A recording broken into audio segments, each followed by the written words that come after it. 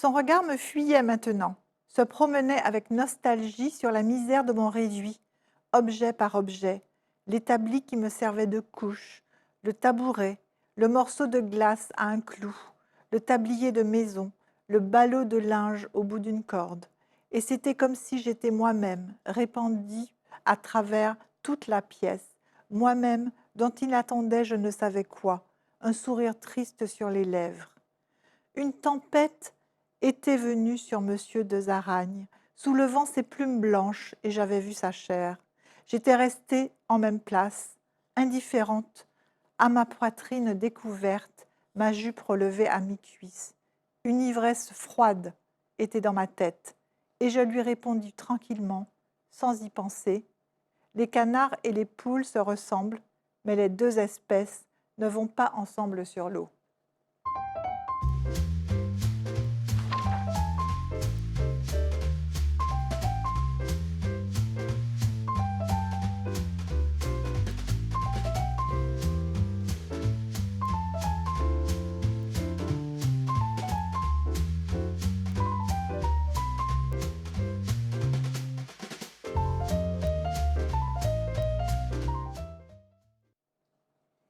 Bonjour à tous, bienvenue dans notre émission Au gré des pages. Aujourd'hui, nous avons l'immense honneur et plaisir de recevoir une grande dame, une écrivaine et chanteuse aussi, discrète et avant tout grande humaniste, considérée comme la pionnière de la créolité, une icône de la culture caribéenne, tout en étant ouverte au monde, authentique et libre. Nous recevons Simone Schwarzbart. Simone, bonjour. Bonjour Claire. Bienvenue sur notre plateau de Zitata. Merci mille fois d'avoir accepté notre invitation. Nous sommes très heureux et honorés de votre présence. Et moi, je suis très heureuse d'être là. Alors, je suis émue de vous recevoir, d'une part parce que vous représentez, mais aussi parce qu'en vous recevant, on reçoit aussi en partie votre époux, André Schwarzbart, un grand homme, avec qui vous fusionnez et que vous représentez aussi quelque part aujourd'hui. Et votre humilité à tous les deux, couplée à la fulgurance de vos créations et à la singularité de vos parcours si exceptionnels, nous honore et nous touche, nous inspire. Merci. Merci à vous. Merci. Alors, Simone, vous êtes ici en Martinique. Vous êtes venue pour le festival En Pays Rêvé, organisé par Victor Laszlo pour cette édition 2025. Vous vivez en Guadeloupe, sur votre île. Qu'est-ce que cela représente pour vous d'être ici en Martinique? C'est pour moi une rencontre avec d'autres auteurs. C'est pour moi également une rencontre avec d'ailleurs Victor Laszlo, que je voulais connaître depuis très longtemps. Et puis, c'est un petit signe aussi parce qu'il y aura beaucoup de rencontres avec des scolaires et Et cela vraiment me touche beaucoup parce que j'adore ces rencontres. Et d'ailleurs, euh, il y en a une dont je viens et qui m'a vraiment bouleversée. Et euh, c'était magnifique. Cette rencontre-là va me fortifier dans, voilà, dans mon écriture parce que les jeunes étaient formidables. Oui, elle va vous porter. Alors, la Martinique, c'est aussi le théâtre de certains de vos ouvrages, notamment L'ancêtre en solitude. Beaucoup de vos ouvrages se passent en Guadeloupe. Pourquoi ce déplacement et pourquoi avoir mis en scène la Martinique? Je pense que, comme vous l'avez remarqué, le fait de placer l'héroïne à la Martinique, ça relève de l'histoire d'André, particulièrement, parce que il a été bouleversé par le drame de Saint-Pierre de la Martinique, qui a détruit en un instant un monde comme le sien a été détruit par le feu, Mhm. comme Saint-Pierre, par le feu.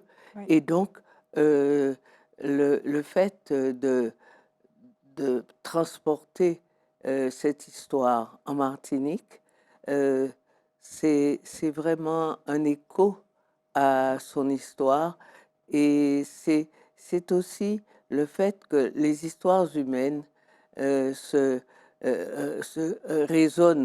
résonnent entre elles et il y a un va-et-vient qui s'établit souterrain et qui donne à ces histoires un aspect qui ouvre ces histoires à d'autres mondes encore et qui prouve que la souffrance n'est pas particulière à un peuple plutôt qu'à un autre.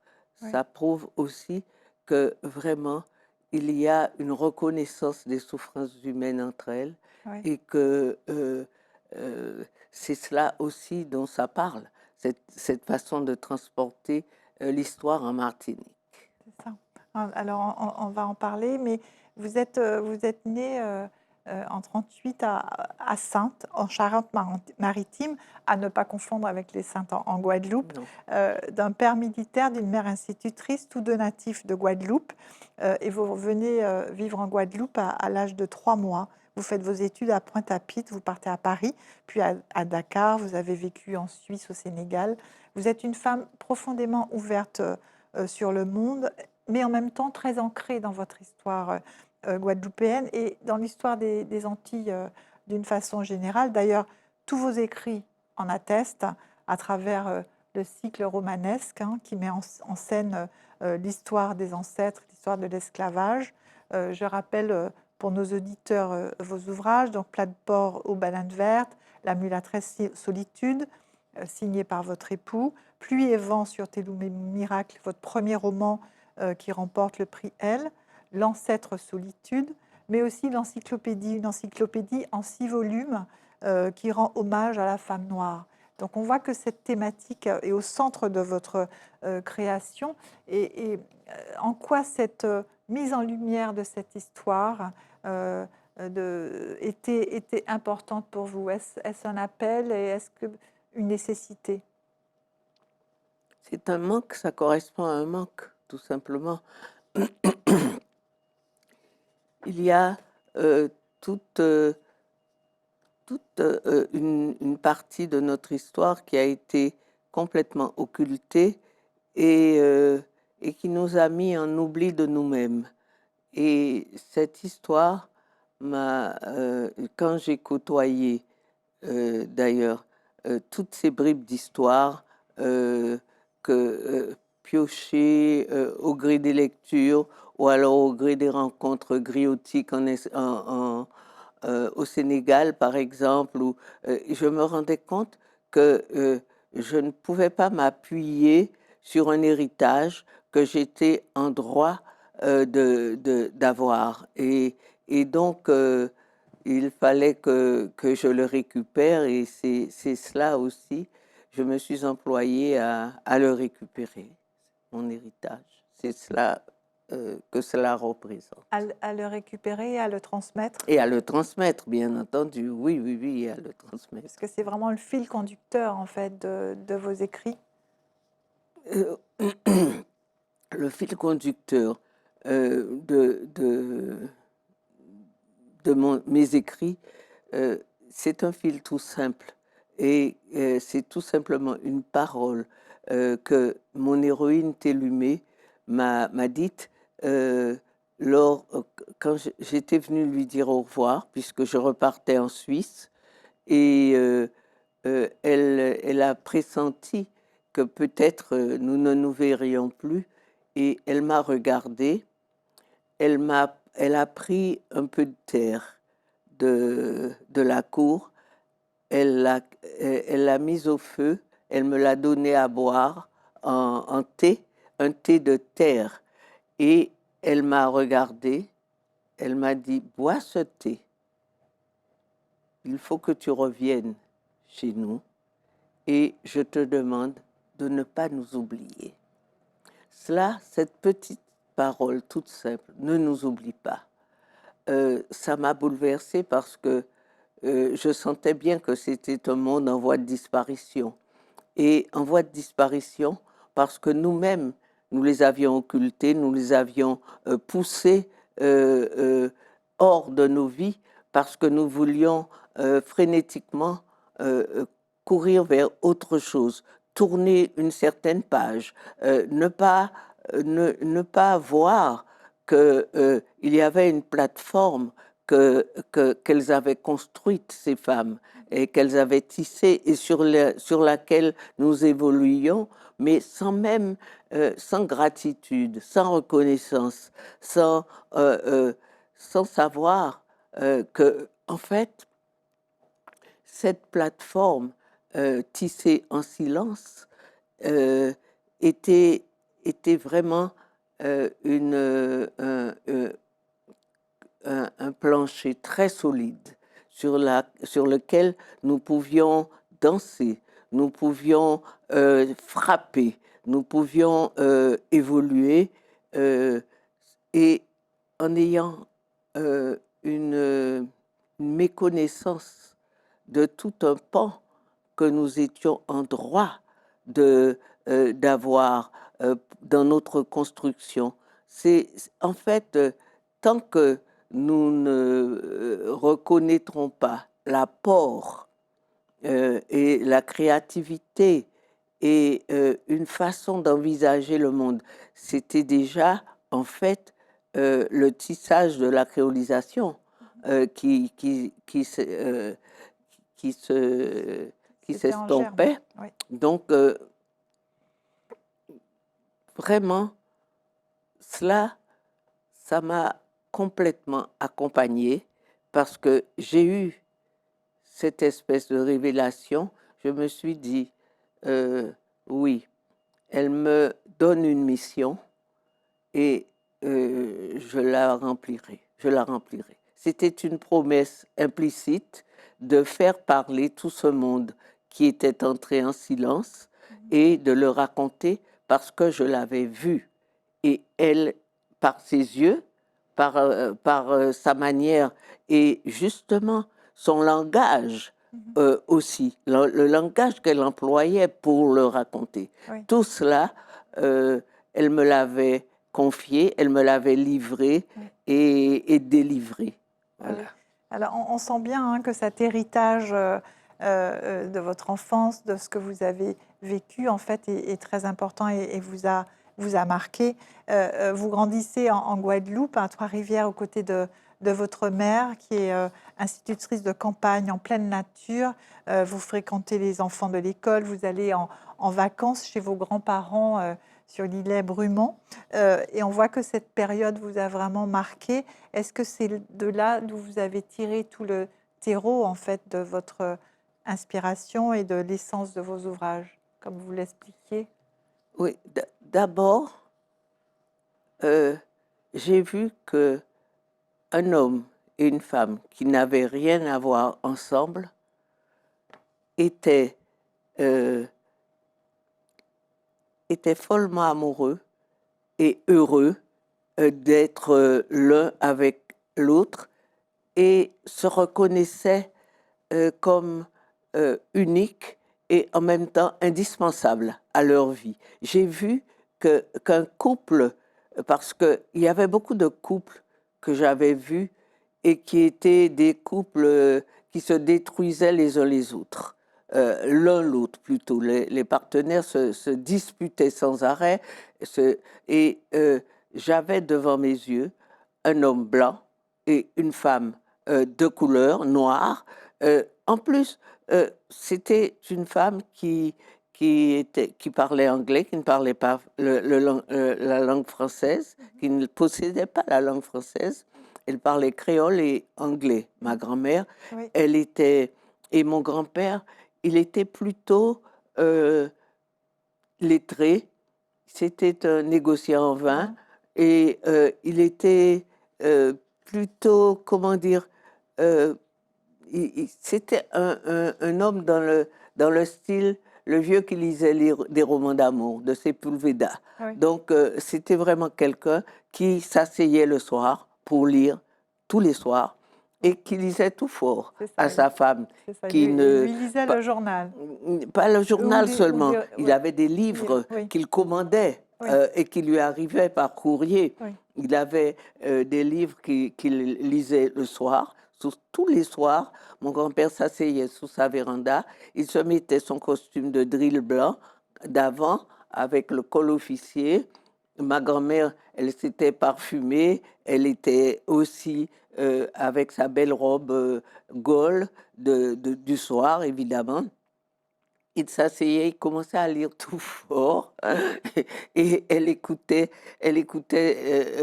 cet homme qui lui lisait des choses qu'elle ne comprenait pas toujours, mais euh, ensuite qui lui demandait son avis, toujours.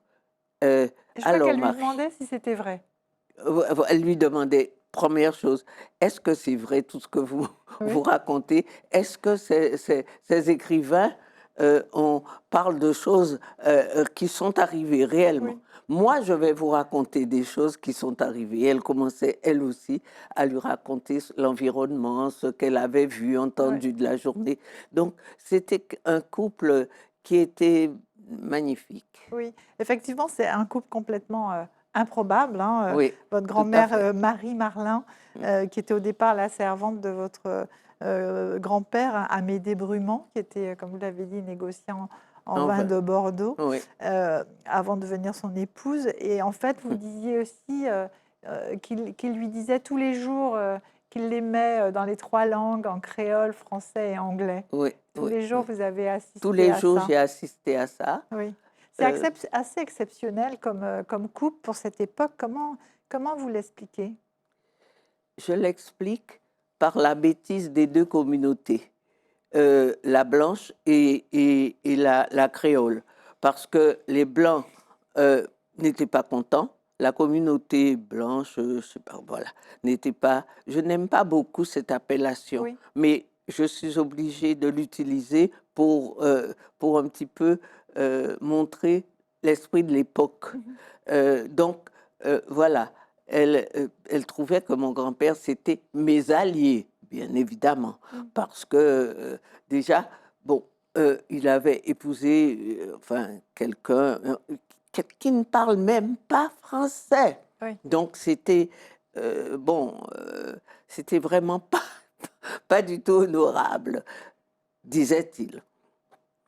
Et les compatriotes, mes compatriotes, reprochaient évidemment à ma grand-mère, alors tu n'as pas trouvé un homme dans cette communauté qui puisse te plaire. mm, Personne n'était à ta hauteur. Il a mhm, fallu mm, aller décrocher ce blanc-là, etc. Donc, cela explique aussi le fait qu'ils aient choisi de se couper de cet environnement délétère et pas de se réfugier, de partir sur sur cet îlet cet îlet. où ils vivaient. euh, C'était pour moi, quand je les voyais, c'était Adam et Ève. C'était C'est le ça. premier homme et la première femme. Et donc, c'était une des questions. Quel impact, justement, ce couple improbable a eu sur vous? Euh, Quand on connaît le suite de votre histoire, c'est assez exceptionnel. Je ne sais pas si c'est peut-être l'inconscient, ce qu'on nomme Oui, inconscient, c'est qui ça. m'a amené à vivre comme cela et à trouver tellement de ressemblances, en fait, avec quelqu'un d'aussi différent C'est ça. de moi, de ma culture et tout cela, euh, et à trouver naturel euh, le fait d'embrasser euh, euh, une autre souffrance, C'est ça. une autre douleur, une autre vie, une autre façon aussi, une autre mémoire. C'est ça. Alors que, effectivement, j'étais, moi, en, comment dirais-je, en déficience mémorielle. Oui. Euh, parce que il n'y avait pas cette, cette vocation à continuer cette histoire que les nôtres avaient vécue, que nos ancêtres avaient subie. C'était pas une histoire que l'on nous déposait Mm.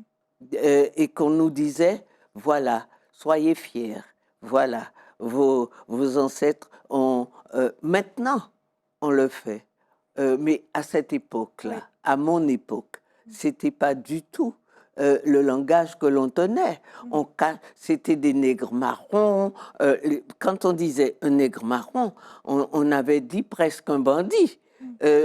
à mon époque. Oui. Alors que je voyais que cette époque-là, l'époque du marronnage de ce peuple-là, du peuple juif en Égypte, Oui.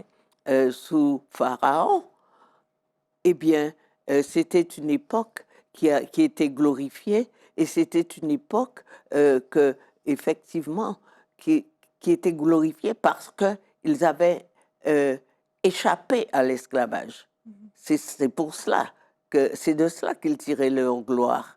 Alors que nous, on n'avait pas conscience de cette gloire qui nous revenait aussi en tant que peuple qui avait échappé aussi à l'esclavage et qui l'avait rompu et qui avait tourné vraiment cette page-là et qui était vraiment des résistants. Nous n'avons pas assez, à cette époque-là, en tout cas, nous ne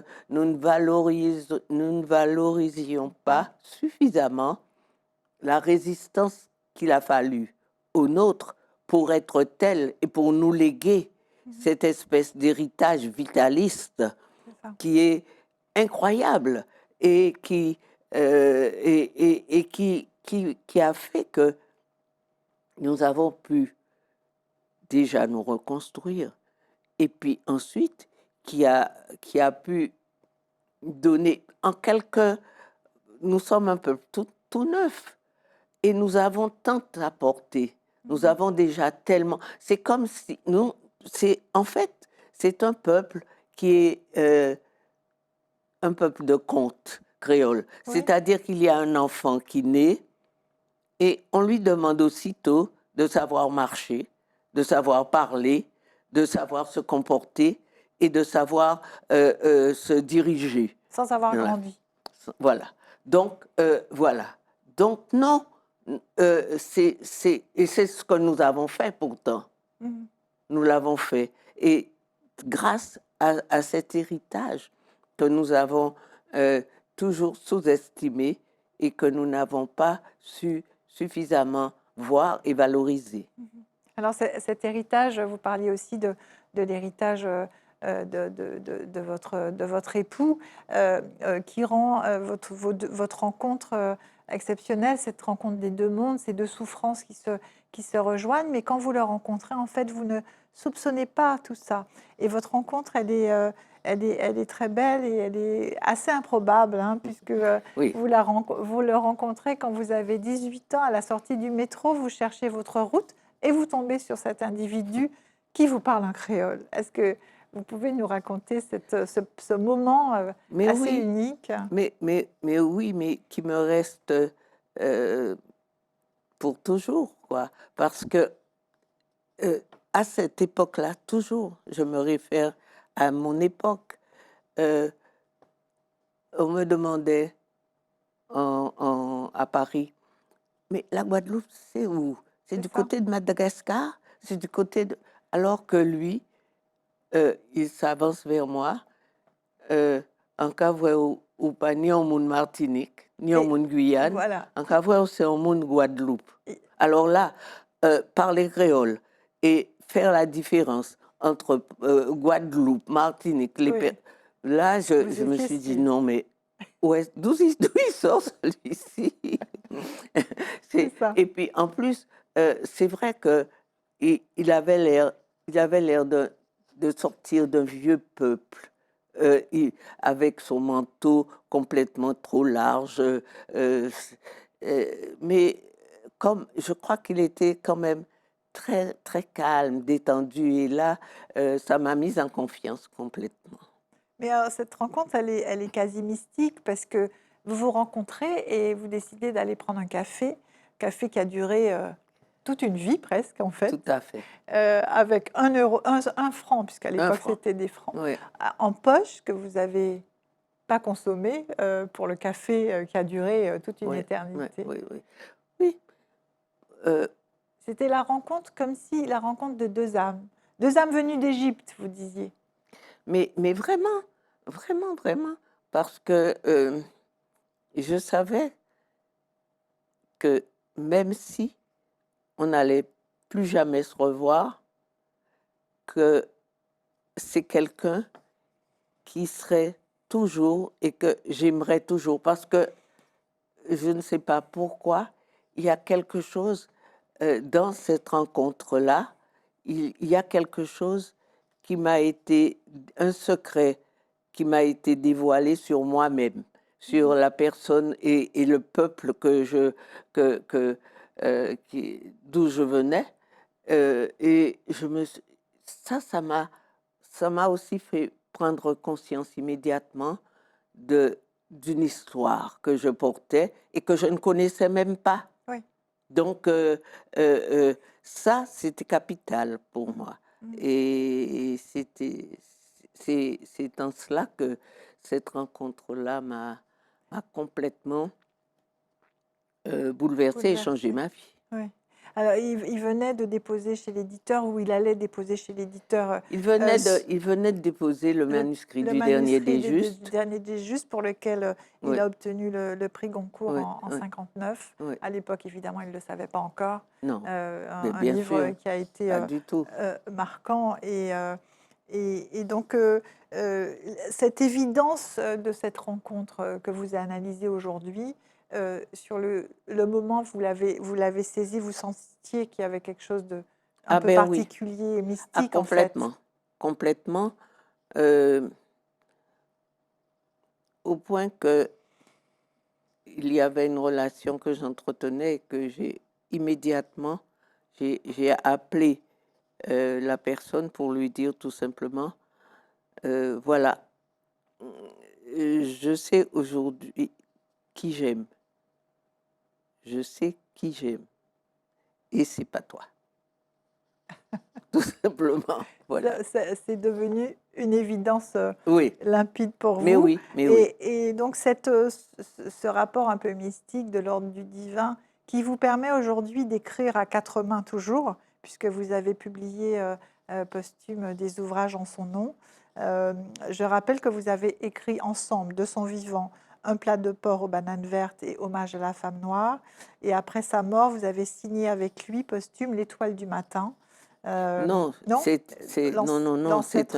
non, non, non, non, c'est un posthume écrit de sa seule main, hein. Oui, L'Étoile du matin, tout à fait, mais vous Oui. l'avez publié Ah oui, je l'ai après, publié après. après Oui, son décès. mais il Mais y il a, l'avait écrit, il vous avait avez écrit, retrouvé le manuscrit. tout était écrit Oui, déjà, hein. oui, Mais oui, oui, oui, tout à fait. Et, euh, et après, vous avez aussi publié L'ancêtre en solitude oui, et Adieu Bogota. Euh, et donc, vous dites que vous écrivez avec lui, vous le convoquez pour écrire. oui, mais vous savez, il est par-dessus mon épaule. Oui, Le regard est toujours là et je, j'entends les commentaires, j'entends la voix euh, et donc euh, c'est une, il y a une espèce de convocation de, de l'esprit de la personne qui fait que ça le rend vivant.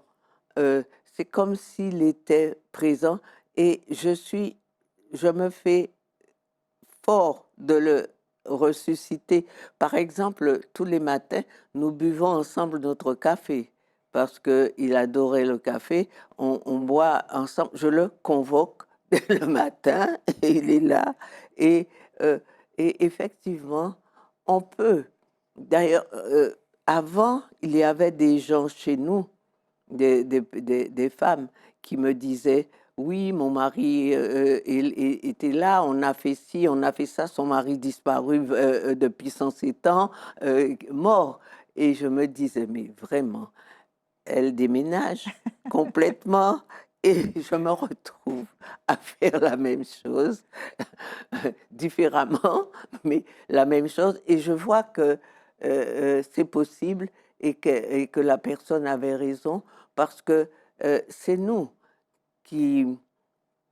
Ces personnes disparues dépendent uniquement de nous. C'est ça, Ou, on les fait revivre et ou bien vivre. nous les oublions, Oui, ou bien nous pouvons les porter et les faire revivre tout simplement par le souvenir. Et le absolument. souvenir qui devient un acte d'amour, bien sûr. C'est pour ça que je vous ai dit en introduction qu'on le recevait également, Voilà, André. tout à fait. Alors, après avoir écrit un plat de porc aux bananes vertes, vous décidez d'écrire seul Pluie et vent sur Tilou Miracle, qui est toujours considéré comme un chef-d'œuvre de la littérature caribéenne, un best-seller inépuisé, inépuisable, pour reprendre le terme de Patrick Chamoiseau. Euh, Qu'est-ce qui vous a poussé à écrire ce livre seul, vous qui ne sembliez pas vouloir écrire à cette époque? Oui, ben c'est tout simplement un deuil.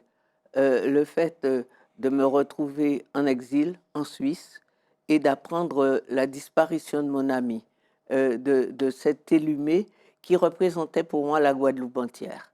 Parce que euh, femme, euh, femme valeureuse, avec des cases qu'elle a transportées à l'Orient et à l'Occident, elle n'a jamais eu un morceau de terre à elle. Elle a toujours déposé sa case sur 4 roches, Mm. partout. Euh, et en plus, elle a travaillé comme coupeuse de canne. Elle me racontait les piquants de la canne. Elle me racontait la vie dans les cannes. Elle, elle me l'a fait... euh, euh, elle m'a investi en me racontant tout cela. Elle m'a donné accès à un autre monde, parce que le monde que je côtoyais, c'était un monde de petits bourgeois, un monde de ma maman, institutrice. euh, je ne dénigre rien, mais elle m'a ouvert à quelque chose de, que je ne connaissais pas. Et ce quelque chose que je ne connaissais pas, je sentais que c'était euh, le cœur de la pierre, Mhm. de la pierre sur laquelle nous étions assis. Je sentais que, en fait, c'était le noyau qui nous avait tous, euh, euh, comment dirais-je, qui nous avait tous accouchés, Forgé. qui nous avait tous forgés, dont nous avions, voilà. Euh, il y avait aussi toutes ces chansons de Cannes qu'elle me chantait. Il y avait toutes ces nourritures, son jardin, sa manière son tonneau de pluie, d'eau de pluie à Oui, côté qu'elle récoltait. Toute cette vie, toute simple, et pourtant, essentiel. comment? Essentiel. Essentiel. Donc voilà, tout cela, son parfum qu'elle faisait avec les feuilles d'ylang-ylang, les fleurs d'ylang-ylang qui Oui, tombaient, qu'elle mettait dans du rhum au soleil. Et quand elle se lavait le soir, elle se mettait oui. cette eau de Cologne qu'elle avait confectionnée. Toutes ces choses que, que- qui, qui, qui dénotent quand même une certaine euh, un certain besoin de beauté. Mm. C'était une femme qui m'a ouvert à la beauté naturelle et à l'élégance de cette société, en fait. C'est ça. Et aussi à cette espèce de mystère que cette société entretient avec, avec ces paroles qui, qui sont beaucoup des paroles de silence ou des paroles qu'il faut décoder, Oui, parce que la parole créole est souvent dite en parabole. tout à fait. On vous laisse deviner, et si vous n'avez pas deviné, eh bien, tant pis pour vous, vous devez être devin, Oui, parce qu'il n'y a pas, comme par exemple dans les sociétés africaines, un apprentissage des totems, des tabous. Non, vous devez deviner deviner. ce qui est tabou. C'est vous qui devez Oui, deviner tout cela. on doit deviner les non-dits. Voilà, exactement. Oui, Donc, il y a quelque chose de très beau parce que, en même temps, il n'y a pas de contrainte. On vous laisse libre et on vous juge à votre, à, vo- à votre talent votre de devin. capacité, votre capacité à décoder. Voilà. Et ça, c'est aussi la société créole. Et c'est beau Oui, parce que il y a une attente, en fait, une attente dans le surgissement de quelque chose de miraculeux chez l'autre, qu'il c'est va ça. vous apporter, qu'il va comment direz-vous, dévoiler. On attend quelque chose de l'autre. On Oui, attend qu'il vous apporte quelque chose de nouveau, une c'est ça. nouveauté quelconque euh, qui sera, qui sera immédiatement perçue et reçue. Absolument, vous le traduisez parfaitement bien et c'est exactement ce qu'on ressent quand on lit votre ouvrage. D'ailleurs, vous dites, en parlant de pluie et vent sur Teloum et Miracle, vous dites: «J'ai créé le premier roman où on pouvait sentir l'âme de notre créolité. J'ai créé un langage». Est-ce que vous pouvez nous parler de ce langage et de ce cheminement que vous avez fait pour le créer et qui rend en fait votre ouvrage unique? J'avais bien conscience, quand j'ai commencé à écrire la vie de cette femme, pour la ressusciter, pour ne pas la laisser partir comme ça, pour l'avoir à mes côtés. Donc, je faisais quand même quelque chose de grave. Je ressuscitais, euh, euh, je refusais qu'elle meure. Donc, c'était un refus et je devais rendre le personnage. Mais pour rendre le personnage et être fidèle à ce personnage, il fallait absolument que j'utilise le langage qui était le sien. Oui, Et le langage qui était le sien, c'était un certain créole. Et donc, quand j'ai commencé à écrire, il a fallu que je réentende la voix. J'ai écrit avec la voix de Télumé à mes oreilles. Donc, je traduisais au fur et à mesure qu'elle me disait, elle m'a dicté en quelque sorte le roman et euh, elle m'a dicté et ce qu'elle avait vécu et ce qu'elle aurait dû vivre. Donc, c'est en cela que cette écriture est romanesque également, par ce fait même. c'est ça. Oui, Alors, il y a eu une autre période de votre vie où vous avez vécu en Afrique, au Sénégal, et je sais que c'est une période importante pour vous. Vous oui, souhaitiez que votre premier fils naisse en oui. Afrique. Euh, En quoi ça a été déterminant pour votre cheminement et dans votre création euh, littéraire?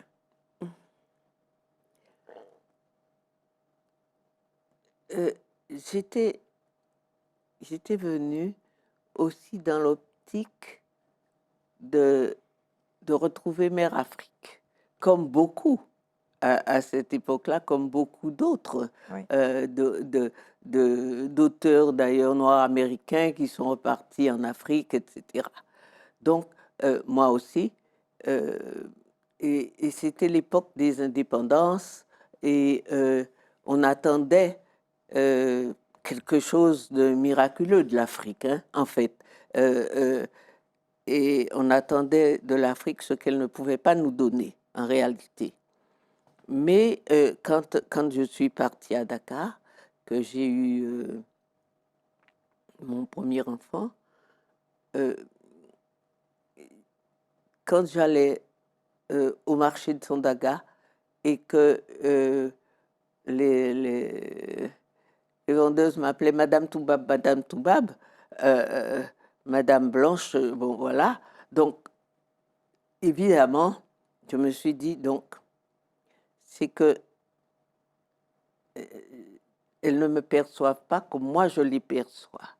Parce que, effectivement, je reconnaissais les gestuels, je reconnaissais la façon de rire. Je me disais, mais c'est nous, c'est nous. Je reconnais beaucoup de choses. Et puis, à un moment donné, je me suis dit, donc, nous, c'est nous. Nous, c'est nous, c'est ça, mais c'est encore autre chose. C'est ça. Nous sommes des fruits greffés. Mm. Et peut-être que ce sont les meilleurs, les fruits greffés, je n'en sais rien. Ouais. Les mangues greffées sont extraordinaires, pourquoi Ouais. pas être une mangue greffée? Mhm. Je me suis dit, bon, ben, c'est quand même quelque chose d'autre. En plus, quand j'écoutais toutes ces histoires griotiques que des amis nous racontaient, quand j'entendais toutes ces légendes, euh, que je lisais même ces auteurs africains, Thomas Mofolo, l'ivrogne de la brousse, Chaka, Zulu, toutes ces histoires, ces épopées, ici et ça, je me suis dit, c'est une grande, grande, grande histoire, mais c'est toujours des histoires d'hommes. Il n'y a pas de femmes là. Il n'y a pas d'histoire. En tout cas, on n'a pas jugé utile de rapporter leur histoire, alors que les histoires de grands conquérants et tout cela, eh bien, on les Ouais. connaît. Tout cela m'a forgé et et c'est ainsi que j'ai écrit Tijan l'horizon, Ouais. parce que Tijan retourne en Afrique. Mm. Et son grand-père s'était fait une illusion. Si tu retournes dans le village, dans tel village, tu n'auras qu'à dire que ton grand-père s'appelait un tel pour qu'on te considère comme. Or, comme un des fils. Or, Tijan se fait flécher. C'est moi, en fait. C'est toute mon histoire également, ma rencontre avec l'Afrique, mais ma façon aussi de m'accepter. Parce que Tijan l'horizon, qu'est-ce qu'il cherche? Il cherche à revenir chez lui. C'est un Ulysse noir, Ouais. en réalité, qui veut retrouver Ithaque. Et Ithaque, c'est Fonzambi, c'est son village, c'est la Guadeloupe. Donc, c'est l'identité, le problème identitaire, mon problème identitaire que je règle de cette façon. Ouais. Et c'est cela aussi ma rencontre avec l'Afrique. Ça m'a appris beaucoup, mais ça m'a appris aussi que nous sommes, nous sommes des branches de l'arbre et que l'Afrique est donc beaucoup plus grande que l'Afrique avec nous, C'est ça. avec toute cette diaspora Avec la noire diaspora voilà, qui est dans le monde, en fait. dans le monde Et donc, entier. l'Afrique est Voilà, plus grande que l'Afrique. tout à fait. Si on revient sur vos écrits, enfin, en tout cas, les écrits qui vous rassemblent avec vos époux, il a écrit La mulâtresse solitude, qui était le cycle romanesque hein, de cet ouvrage. Et quand il publie donc cet ouvrage en 72, il rencontre des critiques acerbes qui semblent le surprendre et vous surprendre. Comment expliquez-vous ces réactions et comment avez-vous vécu ce moment qui était difficile? C'est une époque. Il faut replacer les choses dans leur contexte. Et cette époque, c'est l'époque de l'intimité ethnique. Intimité ethnique qui revient d'ailleurs, qui revient à la mode très fortement ces temps-ci. Oui, c'est pour ça que j'en parle. Voilà. Mais donc, effectivement, on ne peut que l'assassiner. C'est impardonnable. Le fait d'avoir cette générosité de, comment dirais-je, de s'emparer d'une histoire et de la raconter de telle sorte qu'un peuple s'en empare par la suite, d'ailleurs. C'est ce qui est arrivé. Oui.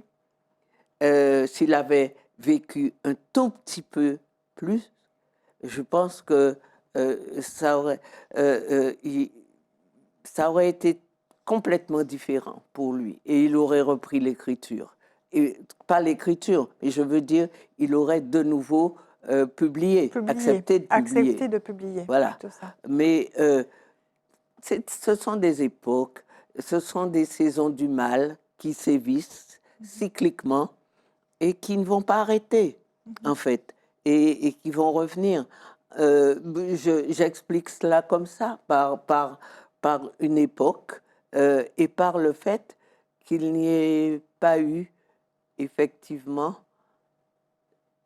d'amis suffisamment courageux chez les Antillais pour lui dire, écoute, c'est un beau livre, ou alors, mais je n'apprécie pas, enfin, selon leurs critères à eux, Oui. mais je suis avec toi.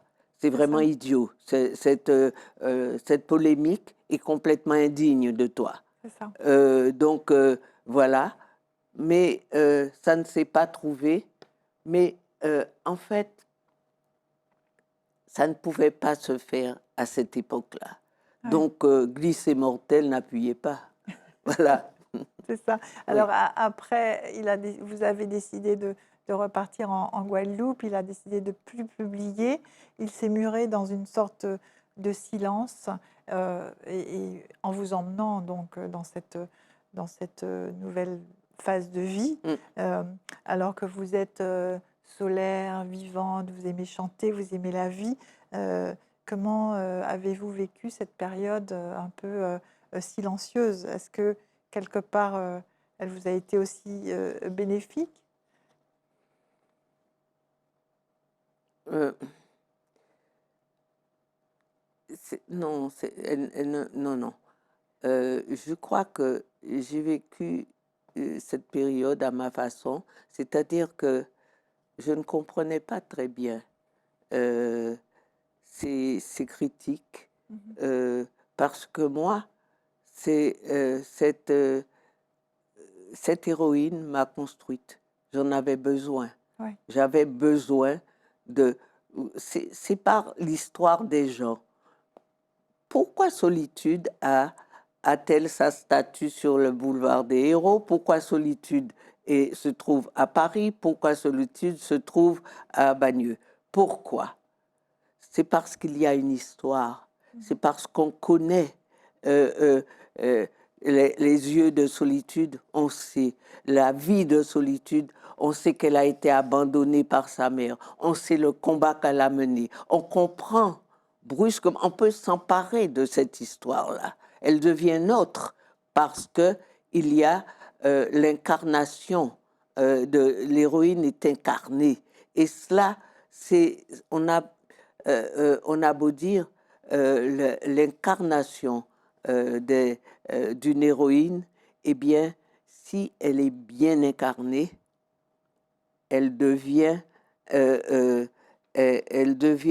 vraiment l'héroïne à laquelle on avait aspiré de donner vie. Et c'est cela qui se passe avec Solitude. Oui. L'héroïne échappe à l'auteur, Oui. en réalité. Et effectivement, elle appartient à tout le monde, hein, Solitude maintenant, Oui. parce qu'elle a accouché du tout monde. Justement, parce que Solitude était enceinte, enceinte de nous. Oui. Donc, c'est cela aussi qui fait la force du personnage, c'est qu'elle crée quelque chose. Elle crée notre génération. Notre génération, non pas une génération qui vient seulement de l'esclavage, certes, mais de l'héroïsme également d'une esclave. Donc, c'est euh, c'est une, c'est une ancêtre glorieuse qui nous est restituée, et c'est en cela aussi qu'elle nous aide. C'est ça. Et c'est ce qui fait la force de ces ouvrages. Complètement, oui. Ouais. Mais oui. Alors, de cette période, vous avez décidé de transmettre, de continuer à transmettre cette culture créole et cet héritage avec la cuisine, puisque vous avez ouvert un restaurant, vous avez ouvert aussi un magasin de meubles anciens. Tout à fait. Donc c'est un moyen d'honorer quelque part votre passé et, Ah, et mais vos oui, grands-parents. mais ça, comment dirais-je, ça relève toujours du même besoin. C'est-à-dire que quand je suis revenue en Guadeloupe, il y avait davantage de pizzerias, de toutes sortes de nourriture proposées. On ne pouvait même pas trouver un bon courbouillon de poisson, tout simplement, tout bêtement. Oui. C'est comme si en Martinique, on ne trouvait pas de blaf. Mm. Non, ou alors que vraiment, on a une cuisine qui est, c'est l'art du mijotage. C'est une cuisine, comment dirais-je, de santé avant la lettre, parce que quels sont les ingrédients principaux? Quelles sont les herbes qui viennent euh, dans dans la plupart des plats créoles? C'est tout simplement les cives, le persil, Mhm. l'ail, un peu de piment, un peu de girofle. Tout cela, ce sont des épices de santé. Mm. Et donc, nos parents les utilisaient. Et quand on regarde bien, il y a tellement de façons de décliner cette nourriture avec, à l'ancienne, hein, parce qu'il y a beaucoup de plats qui ont disparu et qui pourraient revenir. Et c'est cela que, en vous êtes fait, attaché à faire. sur cette île, Absolument. j'avais promis à ma grand-mère de ne pas, que son lieu de vie, son petit paradis, eh bien, un jour, je le referai vivre. Je Ouais. le lui avais promis. C'est cela, en fait, j'ai Vous avez tenu ma tenu vos promesse. promesses à votre grand-parent et à Téloumé. Tout à fait.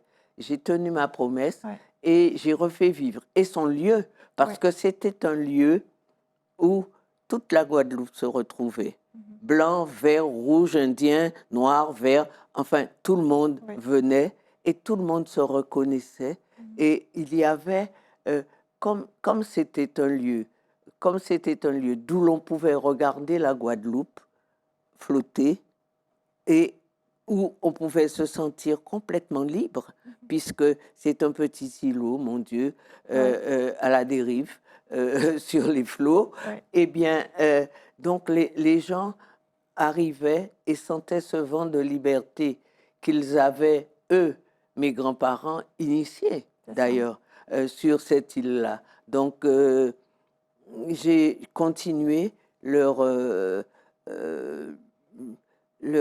j'ai continué ce qu'ils avaient amorcé, et j'ai tenu à ce que ce soit une nourriture identitaire Ouais. qui soit servie. C'est la scène, la scène pour les chrétiens. Mhm. C'est un moment où tous les apôtres sont réunis. Ouais. À travers quoi? À travers un repas.